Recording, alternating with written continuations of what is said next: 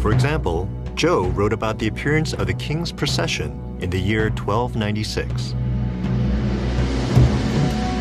When the king went on an outing, he was accompanied by 300 to 500 ladies-in-waiting carrying candles in the daylight. He was escorted by a procession of horses, flags, and a band, as well as a retinue of female warriors.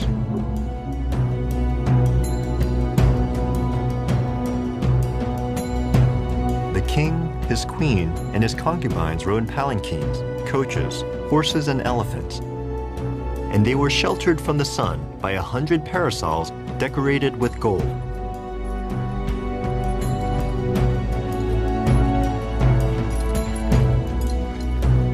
The tusks of the king's elephant were ornamented with gold, and the king carried a sacred sword in his hand. His hands were painted red, and he was surrounded by a battalion of elephants. There was a group of women who swept the road behind the king to erase any trace of the royal procession. If the king's procession was impressive, then his military resources were even more formidable.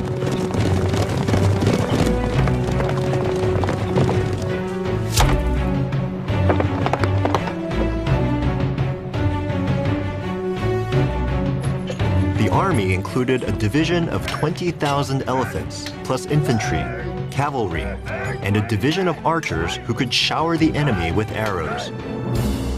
Each platoon consisted of 30 infantrymen armed with swords, hand weapons, and shields.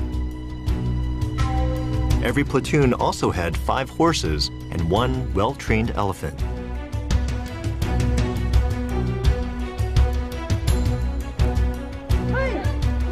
Women were also part of the military. The elite royal guard was entirely female, and women warriors fought beside men in times of war.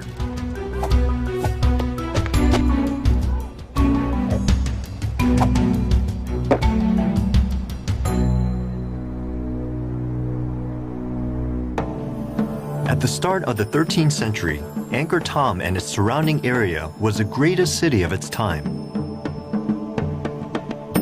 Jayavarman VII had successfully revitalized the Khmer Empire, in part through his impressive building projects.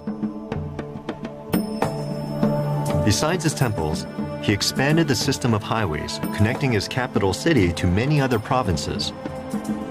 He also built 121 inns as well as 102 hospitals.